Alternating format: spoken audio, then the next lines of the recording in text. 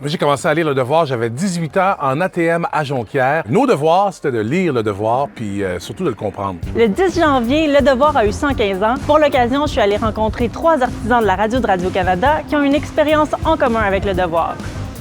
J'ai commencé à lire Le Devoir en 2005 quand je suis arrivé en ATM à Jonquière. On nous a incités, voire forcés à lire Le Devoir. Au début, c'était difficile quand même, Le Devoir à 17 ans, d'assimiler toute l'information, d'être capable de comprendre les tenants et aboutissants des enjeux qui étaient mentionnés. Mais je pense que c'est une grande porte ouverte sur la compréhension du monde dans lequel on vit. Ça développe aussi la curiosité. Le Devoir, je pense que dans tout l'univers médiatique, il m'apaise. Parce que quand j'arrive dans un article du Devoir, j'ai pas le sentiment que j'ai besoin d'aller valider à gauche et à droite. C'est devenu un outil pour être un citoyen plus éclairé, puis aussi un professionnel des médias plus performant. Puis à tous les jours maintenant, ça facilite mon travail parce que quand j'ai besoin de valider des informations, Le Devoir est souvent là pour moi. C'est à ça que ça sert, les médias traditionnels, parce qu'il y a des gens rigoureux avec une éthique derrière.